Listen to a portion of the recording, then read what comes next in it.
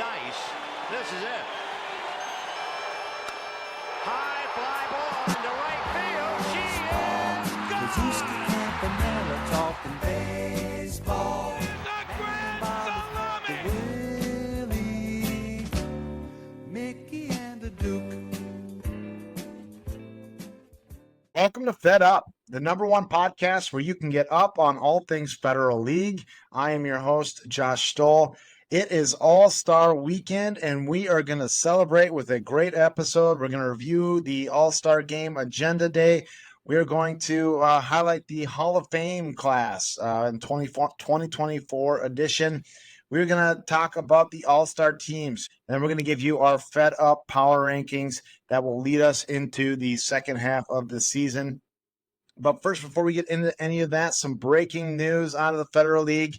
You've seen it by now, but the Webster Wildcats are no more. They fold mid-season. They will forfeit the rest of their games.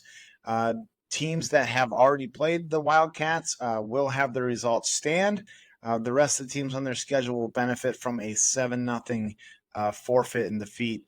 The players who are still interested in playing, sounds like they're going to stay in the league. They're going to join a Vesley Vulcan squad that has struggled at times putting together an entire roster as well. So it could be a good marriage. That's great for the league. But certainly we don't like to see teams fold if we can avoid it. So we just had the fortune of playing out in Webster. It's a beautiful ballpark. Certainly hope that team can make a comeback and contribute once again in the Federal League. Other breaking news. Looks like the Lakeville Lobos have been dealt a big blow as Matt Meyer has shared some of the results from his recent MRI. It does look like some UCL damage for him, and he may miss the rest of the season. The Lobos off to a really great start. That team has a ton of pitching, but a big loss for the Lobos, and that will unfortunately bring a lot of teams back into the conversation for the championship. Other news, another big lefty in the Federal League, Tim Scott, left the game against the Rosemount Pipers. The Apple Valley A's ace also having what could be some UCL injuries. He's going to get that scanned and looked at. Certainly wish him the best and a speedy recovery. On a more positive note, now that it is All-Star Weekend, let's go ahead and look at the agenda for the day. Saturday, June 15th, 2024 will be hopefully a full day of baseball, but as 2024 goes, calling card for the season seems to be rain in the forecast. We've had a number of rainouts already across the league, and there is certainly a lot more rain in the forecast tomorrow, but everyone think dry thoughts, and hopefully we'll get in a very full day. Larry Gessler, I know with the Chaska Diamonds, has been working really hard to get Chaska's historic athletic park up and ready for the day. There should be tons of food, tons of cold beer. Hopefully everyone in the league is able to get out and enjoy what could be a great day of baseball and community across the league. The festivities start at 12:30. The RC Rockets are going to take on the St. Croix Valley Silverbacks in a game immediately following the field maintenance. There will be a Hall of Fame induction ceremony at 2:30. The All-Star game will start as scheduled, hopefully at 4 o'clock p.m., where the American League will take on the National League in our first format of that kind. And then at 7 o'clock, the nightcap, the Metro Loons will take on the Minnetonka Saints. This year's Hall of Fame class does feature 7 entries. As Clancy Finnegan of the East Metro Saints will be inducted, as well as Scott Gatsky of the Minnetonka Saints, Michael Eicher of the Minnetonka Saints. Of course, everyone knows if you've been playing in this league at any amount of time, Jim Block of the St. Paul JTs, he gets in this year. Kevin Lawrence from the Chaska Diamonds, Todd Haig, perennial force out with Rockford Rail Splitters, and then also Troy Loomis, who's having a great year as well with the Rockford Rail Splitters. That is the Hall of Fame class in 2024. Congrats to those being honored, certainly well-deserved, and we thank you for all of the contributions that you made on the field and off. to the Federal League. For the induction ceremony, the American League will take on the National League. Let's go ahead and look at the rosters of those who have been selected, whether it be for on-field performance or years of service. However, you were selected by your teams. Consider it an honor. It really is a great day, and to be able to represent your team on a day that should be filled with baseball and community, you've earned it, and please wear it as the badge of honor that it is and represent your teams well.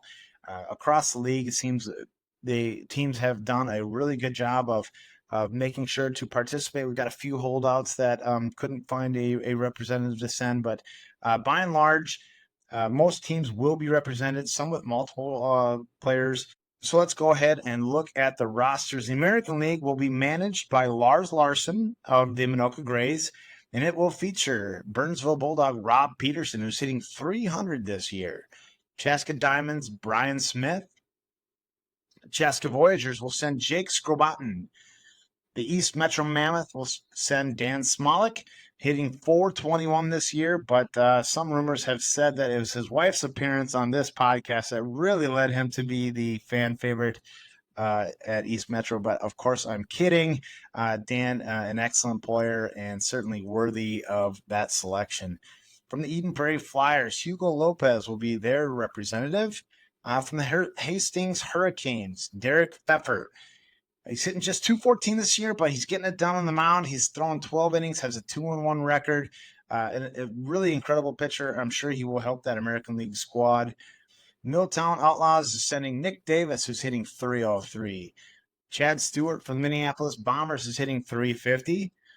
Minoka Grays will send two representatives. Catcher Matt Johnson is hitting 545. He has 22 RBI already this season. Could be among MVP talks, the way that he's putting up numbers if he were to continue that. The Grays will also send Michael Crane, who's hitting 391. He's got a homer and 8 RBI already in this season. The Northfield Millers now will send Kurt Callister. RC Rockets will send Joe, and I'm going to butcher this. I apologize, Joe Hain. He's hitting 455 this season for the Rockets. For the Rockford Rail Splitters, Ben Fontana will be in attendance. He's hitting 571, as well as Eric Hendricks, who's hitting 636. He's also thrown 9 innings this year and has a 2-0 record on the mound. Seems like the Rail Splitters could have sent just about 6 or 7 guys. They are just lighting up the scoreboard and just crushing the ball at the halfway point of the season. The Rosemont Pipers, they play in the National League, but their players will play in the American League tomorrow. Representing the Pipers will be 3 players. Lefty Ryan Walker, we just had a look at him. Fantastic player, great hitter. He's hitting 522 this year. Also representing the Pipers will be Cliff Christopherson. He's thrown 31 innings this year already for the Pipers. He does have 3 wins. Did take 2 losses, both against the Apple Valley A's, but both an ERA of just 1.81.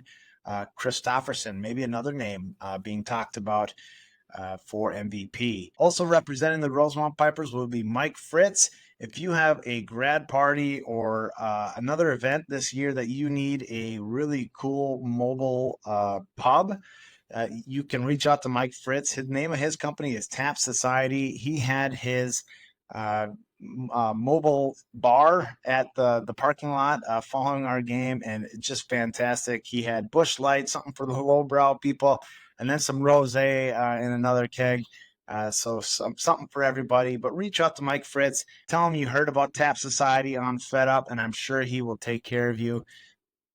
We plan on booking him this year for a barbecue for an Apple Valley A's game later in the year.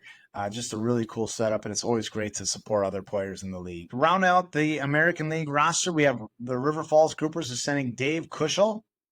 The South Metro Saints sending Jake Lindsay. He's hitting 368. The St. Croix Silverbacks send Tim Noyes. And St. Michael Angels sending Dan Gorder, who's hitting 333. And the Waconia Islanders will be sending Dana Hegman. Looking at the National League, the National League will be managed by Minnetonka Saints manager Joe Purcell. The Apple Valley A's will send Tony Schaefer, his first year as an A, coming over from the Lobos. He has played fantastic for Apple Valley. He's hitting 348, also has a couple of great outings on the mound. The Apple Valley A's will also send catcher Chris Reese. This is his second time being chosen as an All-Star. Certainly deserves that. Capital City Cannons will send Tim Duffy, who's hitting 500 this season. Elko Chuggers will send Ambi Torres. The Lakeville Lobos will send Brian Ludwig, who's hitting 455. They will also send newcomer Trevor Stolhansky, who's hitting 308. The Metro Loons, I believe they call him Bougie, but Jason Bujold will go represent the Metro Loons. He's thrown 23 innings this year already. He has a 3-2 record, and he's getting it done at the plate, hitting 400 on the season. The Minnetonka Mustangs, Tom Eastman's been a major reason for their success this season. He's been getting it done with a couple innings on the mound, but he's hitting 440 this year, and he will represent the Mustangs at the All-Star game. The Minnetonka Saints will send 2 players, as well as their manager, Joe Purcell. Mike Lewis, the former Cannon, will represent the Saints this year. He's hitting 412, as well as Travis Zenda. The Red West Legends, who play their games in the American League but will be playing for the National League. We'll send Jason Wolber, who's hitting 286. The St. Anthony Norsemen will send Dustin Gingerich, who's hitting 300. St. Paul JTs, Lucas Corner's having an amazing season. He's hitting 400 for the JTs. The St. Paul Senators will send 2 representatives as well, one of them being Brian Lawrence, who has already thrown 21 innings this year, having just a great season on the mound. They will also send Zach Sanders to represent them. TC Snappers have 3 representatives this season. Josh Backey, who's hitting 385. Also, they'll send Eric Olson, who's hitting 467, and Tony Newman, who's hitting nearly 300. The Snappers, despite some of their key offseason losses, just continue to crank out wins, and much credit goes to Jeff Wilson, as they have certainly had their fair share of injuries and setbacks, but keep finding a way to throw more games in the win column. And rounding out the National League, the Tonka Bay Lakers will send Troy Koenig, who's hitting 421, and the Vesely Vulcans will send David Christensen. Congrats again to all the All-Star representatives. Wish you a healthy game, and I hope you enjoy your experience. It's certainly well deserved.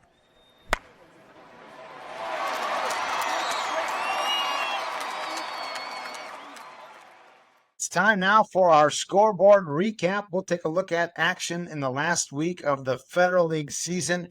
We'll go ahead and we'll start in the American League North. The Minooka Grays had a pair of games. They took on the St. Michael Angels and came out victorious in that one, 13-0. That was the closer of the 2 games that they had, as they also took on the RC Rockets, winning that game 23-1. In other lopsided action, we had the Minnetonka Saints taking on the Minneapolis Bombers. The Saints coming out on top in that one, 13-1, as they seem to have found their stride in what we expected of them from the preseason. The TC Snappers continue to roll. They had a close game with the Minneapolis Bombers, but do pull that one out with a 3-2 victory. That game went to extra innings. Mike Pelkowski does go the whole distance for the Bombers. He throws 8 innings, gives up 6 hits and just 2 earned runs. But the Snappers do pull it out in extras. Dave Killian goes 7, and Tony Newman through the 8th and gets the win. Snappers also victorious over the Red West Legends. That final was 12-9 in favor of the Snappers. Brandon Sternick goes for the complete game and the victory. The East Metro Mammoth played a game against the South Metro Saints, very highly anticipated by many around the league, as this looked like it could be a potential for the first loss for the Mammoth. Matt Grill went in that one. He goes 6 innings, allows just 3 hits and no earned runs. The Mammoth get 2 in the first, 6 in the second, and blow it open. The final of that one was 12-0. Terry Knopp had 2 of the 3 hits for the Saints. Chris Miner adding 1 as well. The Mammoth got doubles from Dave Buckner and Brian Bushman. Buckner also had a pair of steals. Grant Shara just goes an inning and 2/3 for the Saints on the mound, gave up 8 runs, 7 of them earned. He takes the loss in this one. That effort could be a result of a back-to-back game set for the South Metro Saints as they played the JTs the night before, winning that game 5-0. El Jefe, Jeff Knudsen goes 5 innings in that one, gives up just 2 hits and no runs. Josh Conley finishes that off for the Saints as they beat the JTs 5-0. Over in Wisconsin, the battle for River Falls, the St. Croix Valley Silverbacks took on the River Falls Groupers in the first of 2 matchups there for those 2 teams. The St. Croix Valley Silverbacks come out on top. They trailed 4-3 going into the 6th, but they throw a 5 spot up in the 6th inning. They win that game 8-6. Steve Schneider goes 5 innings for the Silverbacks, scattering 11 hits, just 5 earned. Did walk 3 and struck out 2, but he gets the win, and Andy Bertram ends up getting the save for the Silverbacks. Silverbacks had a different result when they took on the St. Paul Senators this week. They end up losing that game 8-3 to the Senators. Frank Markey goes 4 innings for the Senators and gets the win. All-star Zach Sanders has a hit in that one and a run scored. Brian Lawrence, also an all-star, gets the 3-inning save in that one. The St. Paul Senators victorious over the St. Croix Valley Silverbacks 8-3. Some action from the American League South. The St. Anthony Norsemen and the Northfield Millers played a football game, and the Norsemen win that one 21-7. 17 hits for the Norsemen. 3 hits from Dustin Gingrich, 3 hits from Wes Abrahamson, 3 hits from Josh Fuchs. Steve Janke goes 6 for the victory for the Norsemen. Apple Valley A's took on the Webster Wildcats. The A's were winning 4-0 in the 4th when Matt Stengel hit a grand slam to break that one open. The A's end up winning this game 12-3. Josh Stoll with the win, allowing just 1 hit in 3 innings, no runs. Stengel was 2 for 3 with 5 RBI and a pair of walks in this game. Herm Solomon and Damian Candidate also adding multi-hit games for the A's. In other action in the South, Burnsville Bulldogs beat the Webster Wildcats 11-0. And the Elko Chuggers defeat the Milltown Outlaws 4-3. Rounding out the American League, we'll go to the West, where the Chaska Voyagers played the Chaska Diamonds in their second matchup of the season. The Voyagers win this one as well as they take the battle for Chaska 7-4. The Rockford Rail Splitters had a close one at the Eden Prairie Flyers, but the Rail Splitters are victorious in that one 9-6. Coney Islanders had a big win against the Minnetonka Mustangs. Islanders win that game 11-1. Chaska Diamonds had another game this week as well as they took on the Tonka Bay Lakers. The Lakers scratched 1 run across in the 6th, but other than that, throw up 6 zeros. The Diamonds score 1 in the first, 4 in the second, and 5 more runs in the rest of the game and win this game 10-1. Brian Smith, who's headed the All-Star game, he was 2 for 2 with a pair of RBI. Brett Janke was 2 for 3. James Packard and Kevin Lawrence also with multi-hit games. Joe Campbell goes 5 for the victory for the Diamonds. Scott Russert takes the loss for the Lakers. Games we haven't hit on yet over in the rest of the National League. The St. Paul JTs lost to the Milltown Outlaws out in Memorial Park of Dundas. The Outlaws win that game 13-9, a true hit party for the Outlaws as they bang 16 hits. 1, 2, 3, 4, 5, 6 players all had multi-hit games, including Scott Paulson, who was 4 for 5 with 3 RBI. Russell Bauer goes 4 innings for the Outlaws, but Nick Davis finishes the game and gets the win. The Apple Valley A's took on the Rosemount Pipers in the second matchup in a very important contest in the National League East. The A's scored 2 runs on 4 hits in the first. The Pipers answer with a run in the bottom of the first in a game that was 1-0 the first time around. This one looked like it might be a different story, even though the same pitchers, Cliff Christopherson and Tim Scott, were going. But both Aces settled in, and there were zeros thrown up for the next 4 innings. The A's did add some insurance in the 6th. The big news of the game, Tim Scott does leave the game with an injury. We will monitor that situation closely, as it certainly could have a big impact on the standings in the National League East. The A's win this one 4-1 and now hold the tiebreaker over the Rosemount Pipers. But of course, the Pipers do have a game and a half lead in the National League East. Over the National League South, the Lonsdale Jokers took on the Vesely Vulcans. They are winners of that game 12-2. 16 hits for the Jokers as they look to be finding their form from last year. Mike Alvestad was 4 for 4 with 4 RBI in that game. Brian Vosepka goes 5 innings for a complete game win against the Vesely Vulcans. The Lakeville Lobos took on the Newmarket Northerns in an important game in the National League South. Newmarket led this game at 1.5-1. But the Lobos scratched across 5 runs in the 7th inning and stunned the Northerns, and they win that game 6-5. Brett Larson and Brian Ludwig, both with a pair of hits for the Lobos. The Northerns tried to go by committee as they sent 5 different pitchers to the bump, including Pete Fuller, Ryan Heaslip, Matt Germar, Derek Bergstrom.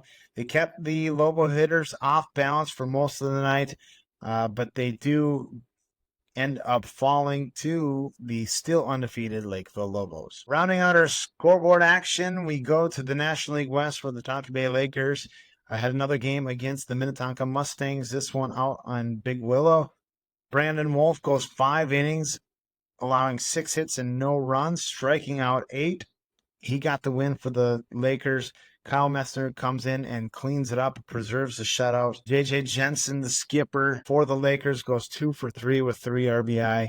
Jason Peace knocks in a pair of runs. Dave Shun adds an RBI double as well, as they are victorious in that game 6-0. It's time now for our official Fed Up Power Rankings. It's been a couple of weeks since we have released these. But like Spinal Tap, this week's edition, we're going to take it up to 11 and include the top 11 teams, as there seems to be a little bit of a drop-off from 11 to 12 in our opinion. But coming in at 11 are those upstart TC Snappers. Keep finding a way to get it done. They are now 5-2 on the year and are just a half game out in the National West, trailing the Tampa Bay Lakers. At number 10, also at 5-2, are the Newmarket Northerns. Coming in at 5-2, lost a close game to Lakeville in their last outing. Those two teams will play again with a lot on the line. Market potentially one of those teams that could be vying for that last in the AAA bracket, the only non-division winner spot. A team that could be looking at that spot comes in at number 9, the Burnsville Bulldogs. Officially, this team is 6-1 on the year. They did have a rain shortened game where they are trailing the Hastings Hurricanes 6-2 in that game. I assume that because they posted that score, they will finish at that game at some point from that spot in that game. Hastings a decided advantage whenever they decide to resume that. At number 8, the Rosemount Pipers. They fall a few spots in our Fed Up rankings this week. They are 5-2. They are 5-0 against the league, but have struggled with the Apple Valley A's as they drop another one to Tim Scott and the A's. They are 5-2 in the season and in at number 8. Also falling a few spots to number 7, the Tampa Bay Lakers. They are 6-2 and sitting atop the National League West Division. Nobody's going to bat an eye with their 7-0 loss to Vinoka. A little bit more concerning was that 10-1 loss to the Chaska Diamonds. No Brower, no Wolf for that game for the Lakers, but they dropped that game nonetheless. They are in at 6-2 and in our 7 spot. At number 6, the Rockford Rail Splitters. They are 5-1 on the year with the one stub toe when they took on the Chaska Voyagers at Missile Park. Other than that, it's been fairly smooth sailing for the Rockets, scoring double-digit runs in nearly every one of their wins. This team can hit the ball, and they are in at number 6 on our Fed Up Power Rankings. At number 5, the Waconia Islanders. They trail those rail Splitters by a half game in that division. Jeremy Selden's got that team firing on all cylinders. They did get blown out by the Lakeville Lobos, but we won't hold that against them because we've got them in at number 5 on our power rankings, despite trailing Rockford by a half game. in the American League West. At 4, we've got the Hastings Hurricanes. They're up a few spots. They are 7-1. They just benefited from a forfeit win against Webster. They also lead that game against Burnsville, which would move them to 8-1 if they were to finish that one the way that it started. This team is turning heads and deserves a look as real contenders in the AAA. At number 3, we have the Minoka Grays. They are 8-1 on the season. In 9 games, they've allowed just 17 runs while scoring 107. That is a plus 90 run differential. This team is really good again. They did lose to South Metro handedly without a couple of key players in the lineup for that game.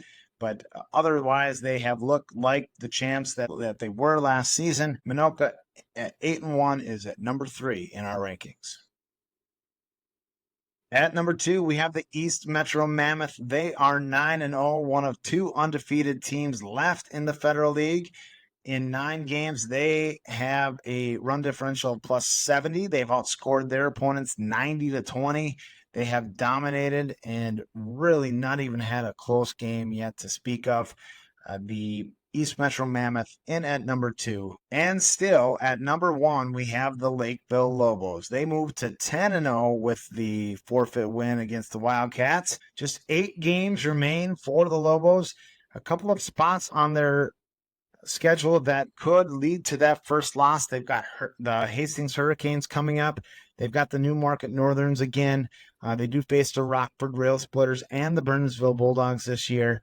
As a couple of other rivals such as the Chuggers, Vulcans, Jokers, or Millers could play upset as well.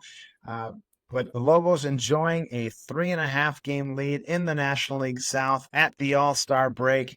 They are the top team once again in our Fed Up Power Rankings. That is all the time that we have for this All-Star edition of Fed Up. Enjoy All-Star Weekend. Have a happy Father's Day to those of you who are fathers in the league. And as always, thank you for listening.